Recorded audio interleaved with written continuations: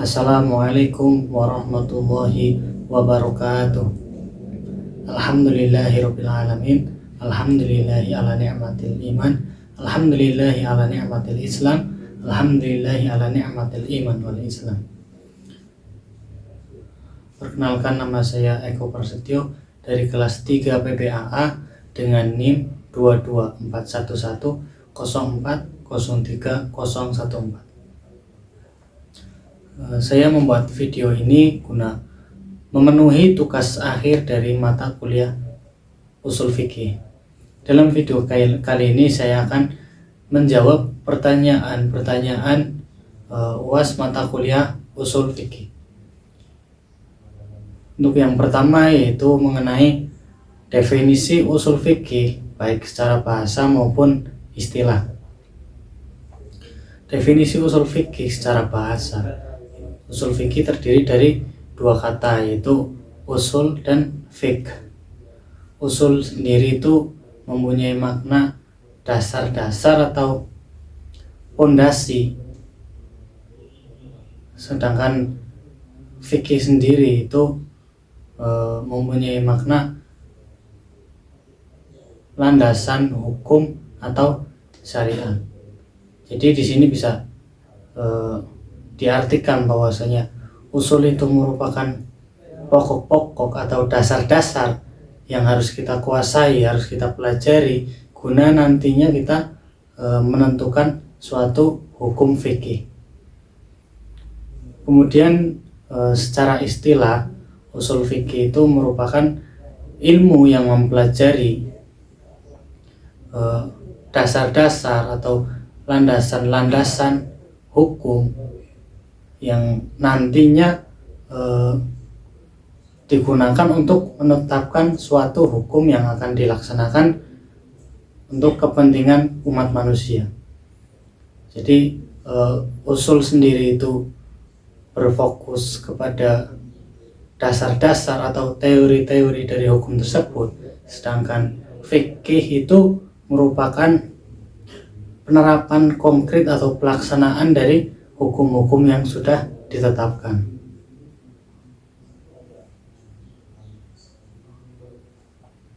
Kemudian yang kedua yaitu sejarah dari usul fikih.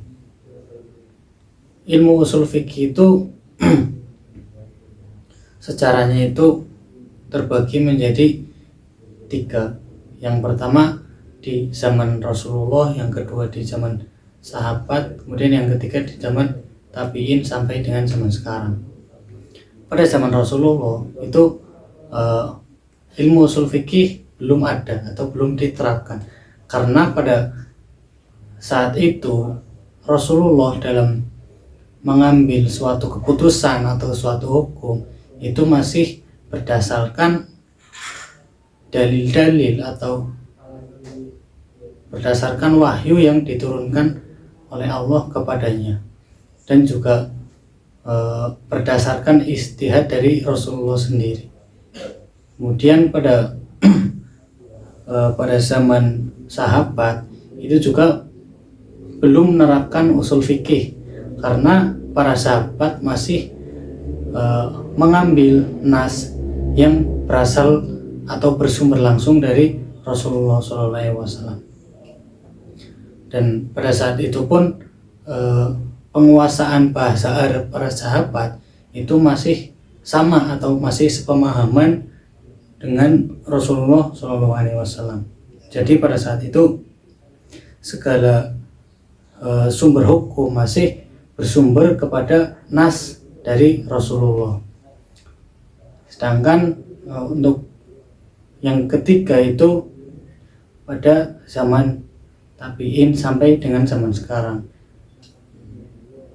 atau bisa dikatakan itu mulai dari abad kedua. Itu pada zaman itu mulai adanya perbedaan pemahaman terkait bahasa Arab, terkait dalam hal memaknai Al-Quran dan memaknai hadis. Jadi di situ para ulama-ulama, para imam itu sudah mempunyai perspektif atau pandangan sendiri terhadap pemaknaan Al-Quran dan hadis, sehingga di situ muncul banyak pemikiran atau banyak pemahaman yang sudah bisa dikatakan sudah tidak sama persis seperti pada zaman Rasulullah maupun pada zaman sahabat, sehingga di situ terjadi perdebatan, ada yang mungkin di situ lebih mengedepankan hawa nafsunya dalam menentukan suatu hukum, sehingga mulai saat itu ilmu usul fikih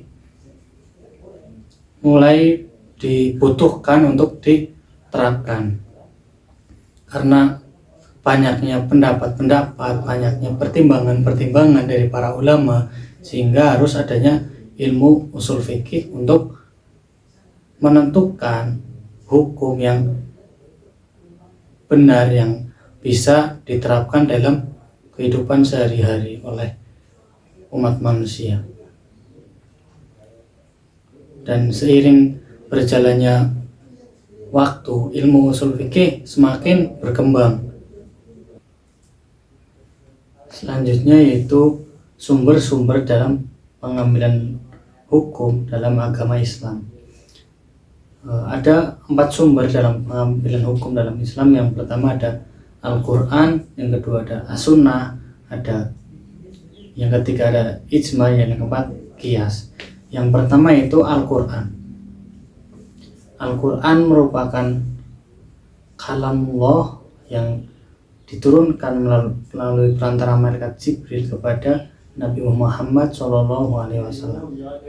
Al-Quran merupakan sekumpulan dari lembaran-lembaran yang disusun kemudian dibukukan dalam bentuk Al-Quran. Al-Quran memiliki keistimewaan diantaranya yaitu dalam Al-Quran itu merupakan murni langsung bahwasanya isi Al-Quran itu murni kalamullah tanpa ada campur tangan siapapun, bahkan Nabi Muhammad itu sendiri. Kemudian Al-Quran sendiri itu sudah terjamin oleh Allah. Allah sudah menjamin bahwasanya akan menjaga Al-Quran sampai kapanpun. Dan Al-Quran itu berisikan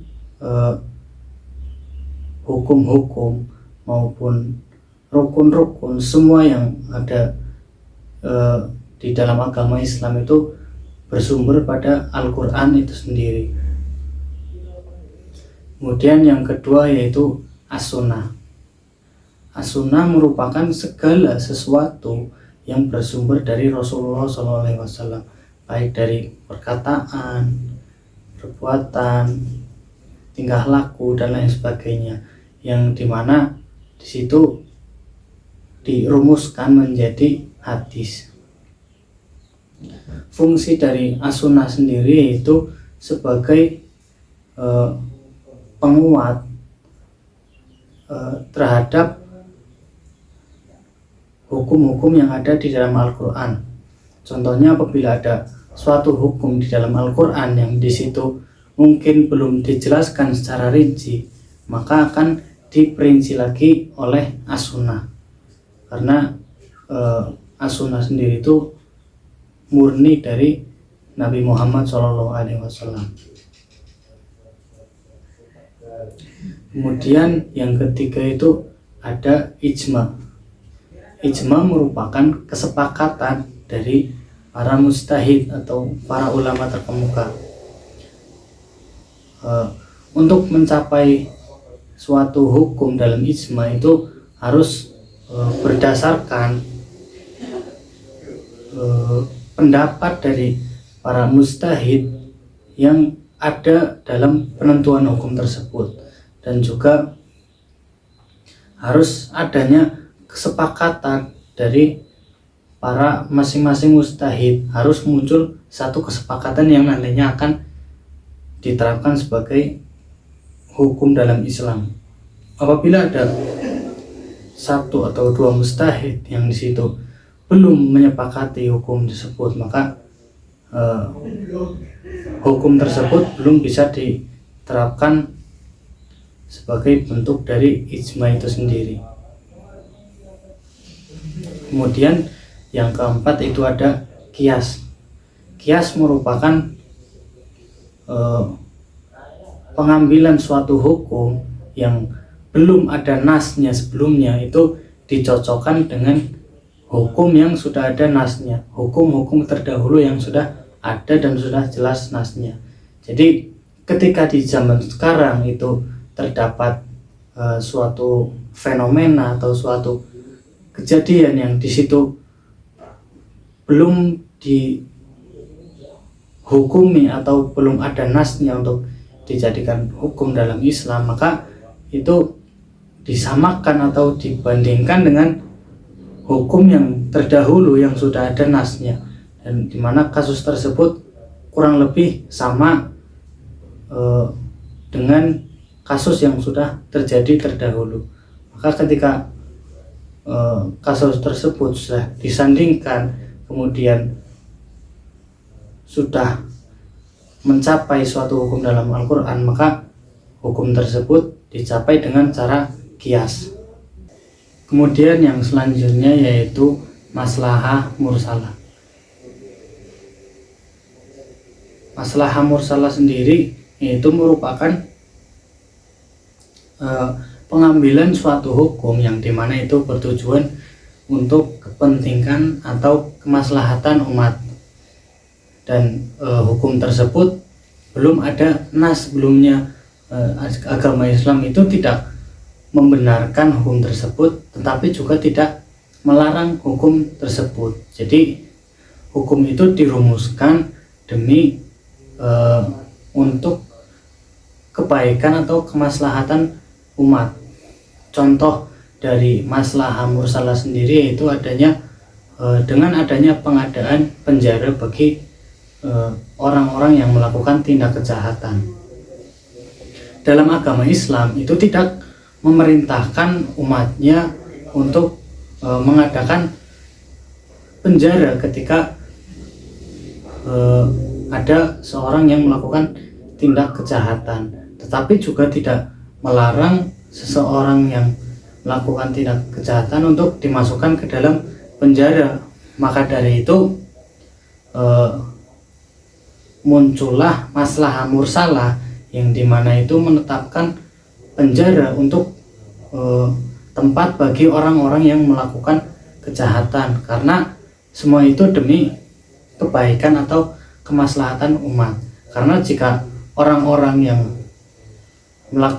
melakukan kegiatan atau tidak kejahatan tidak dipenjarakan, maka bisa jadi orang tersebut mengulangi tindak kejahatan itu terus-menerus, karena orang tersebut tidak mendapatkan suatu hukuman atau suatu tempat yang dimana di situ dia tidak bisa berbuat apa-apa, tidak bisa berbuat kejahatan, maka diadakannya penjara. Dan itu merupakan salah satu contoh dari maslahah mursalah, yaitu dengan mengadakan penjara sebagai tempat menghukum atau mengasingkan orang-orang yang melakukan tindak kejahatan. Kemudian yang terakhir yaitu contoh penerapan usul fikih dalam kehidupan sehari-hari. Jadi banyak sekali penerapan usul fikih dalam kehidupan kita sehari-hari, dan ketika kita memahami betul usul fikih tersebut, maka kita dapat lebih bijak dalam memahami atau menerima ataupun melaksanakan suatu hukum. Contohnya ketika kita masuk ke lingkungan baru yang di situ kita mungkin masih awam atau masih asing terhadap kultur di lingkungan tersebut, terhadap kebiasaan-kebiasaan masyarakatnya. Kemudian kita dihadapkan dengan suatu yang mungkin sedikit menyeleweng dari kebiasaan di daerah kita sendiri, namun di daerah yang kita datangi itu laksanakan. Maka ketika kita memahami usul fikih, kita bisa lebih bijak lagi dalam menanggapi kultur tersebut. Kita tidak mudah menghakimi, kita tidak mudah menjudge bahwa hukum itu salah, namun kita lebih bijak, kita bisa mempertimbangkan apakah hukum itu bisa kita terapkan atau tidak, atau mungkin kita harus beradaptasi terlebih dahulu terhadap hukum atau kultur di tempat baru kita. Jadi kita bisa lebih bijaksana dalam menyikapi suatu hukum. Ya mungkin itu saja jawaban-jawaban yang bisa saya sampaikan. Pasti masih banyak kekurangan dan kesalahan. Mohon maaf yang sebesar-besarnya. Wassalamualaikum warahmatullahi wabarakatuh.